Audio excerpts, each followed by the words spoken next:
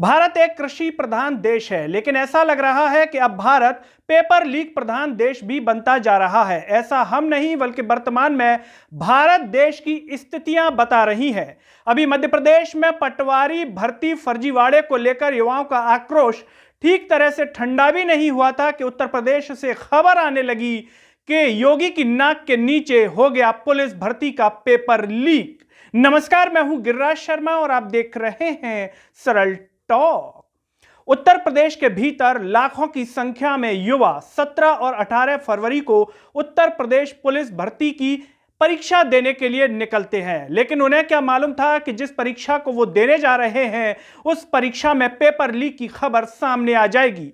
Media reports के मुताबिक 18 फरवरी को जो पेपर होता है उसमें पता चलता है कि यह पेपर टेलीग्राम के द्वारा लीक हो रहा है या हो चुका है। जैसे ही यह खबर युवाओं में फैलती है, भगदड़ मच जाती है। सोशल मीडिया पर तरह तरह के वीडियो सामने आने लगते हैं और युवा इस परीक्षा को रद्द करने की मांग करने लगता है। लेकिन जैसा कि आप सभी जानते हैं कि वर्तमान में जो सत्ता काबिज है वो इतनी आसानी से अगर किसी की मांग मान ले तो फिर बात ही क्या है। एक तो ऊपर से गलती और गलती के बावजूद उसे न मानना, उसके बाद युवाओं को मजबूर होकर के अपनी पढ़ाई छोड़कर के सड़कों पर आना पड़ता है।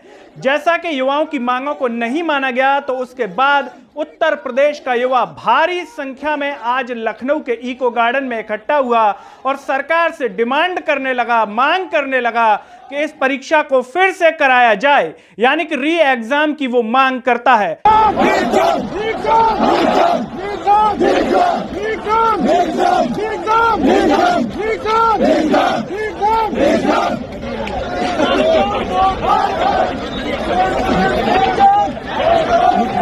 तो वहीं दूसरी तरफ आरओ और एआरओ के पेपर के लिए भी अभ्यर्थी प्रदर्शन करते हुए नजर आए।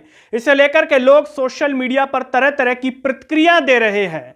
लेकिन सबसे बड़ा सवाल यहां पर यह है कि जहां दावे किए जाते हैं कि डबल इंजन की सरकार है, जहां पर दावे किए जाते हैं कि सरकार गलत काम को बर्दाश्त नहीं करती है, जहां पर दावे किए जाते हैं कि पेपर लीक को लेकर के सख्त कानून बनाया गया है, तो जरा सोचिए कि जो पेपर लीक करवाने वाली गैंग होती हैं उनमें आखिर क्यों भय नहीं है सरकार का। कहां उड़ा दी जाती है धज्जियां सरकार की, कैसे आती है उनमें इतनी सारी हिम्मत। ये सबसे बड़े सवाल हैं जो युवाओं के सामने खड़े हैं। क्या सरकार के बड़े बड़े लोग इनमें लिप्त हैं या फिर सरकार जानबूझकर ही ये पेपर लीक करवा देती है कि जिससे सिस्टम के भीतर गलत लोगों की भर्ती हो जाए, अनपढ़ लोगों की भर्ती हो जाए, अयोग्य लोगों की भर्ती हो जाए। क्योंकि अयोग्य लोग अगर सिस्टम के भीतर होंगे तो नेताओं की बातों को बड़ी ही आसानी से मानेंगे। अगर योग्य व्यक्ति घुसेगा सिस्टम के भीतर तो बेहतर काम करने की सोचेगा। एक अनपढ़ और अयोग्य नेता अगर उसे कोई आदेश देगा तो उस पर 100 बार विचार करेगा, लेकिन जब एक अयोग्य घुसेगा तो वो बंद आंख करके उसके आदेश को मान लेगा। कहीं ऐसा तो नहीं कि ऐसा हो रहा हो। अगर सरकार इतनी सख्त है तो आखिर भय क्यों नहीं है। वो दावे कहां फिसड्डी साबित हो जाते हैं जो सरकार करती है कि हमारी सरकार इतनी सख्त है। हम किसी भी राज्य की बात कर लें, चाहे वो उत्तर प्रदेश हो, मध्य प्रदेश हो। मध्य प्रदेश में तो आप सुनेंगे तो और भी आश्चर्यचकित करेंगे कि मध्य प्रदेश में पटवारी भर्ती परीक्षा हुई थी जिसमें टॉपर, जो टीवी पर साफ तौर पर एमपी की राजधानी तक नहीं बता पा रहे हैं, वो टॉप कर रहे हैं और जांच में कोई भी दोषी नहीं है, उन्हें भर्ती दी जा रही है। जब इस प्रकार के अयोग्य लोग आएंगे तो किस तरीके से मध्य प्रदेश और देश विश्वगुरु बनेगा, इसका अंदाजा आप बखूबी लगा सकते हैं। लखनऊ में इको गार्डन में हजारों की संख्या में युवा पहुंचा है। यह युवा किन हालातों में वहां पर पहुंचा होगा, कैसे कैसे पहुंचा होगा और किस उम्मीद के साथ यहां पर आंदोलन कर रहा है।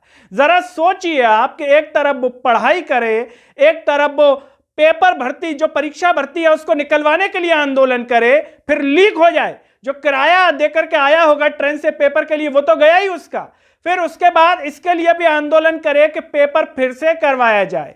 अगर सरकार फिर से करवा देगी तो उसका भी एहसान जताएगी कि देखो हमने आपकी मांग मान ली। युवा इसमें भी खुश हो जाएगा कि वाह, सरकार ने हमारी मांग मान ली। लेकिन जरा सोचिए अब फिर से पेपर कब होगा।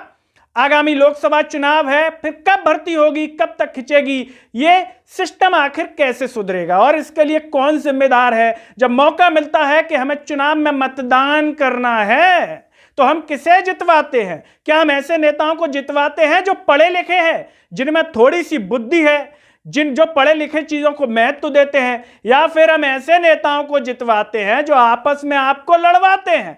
यह विचार तो जनता को ही करना है, किसी एक व्यक्ति को नहीं करना है।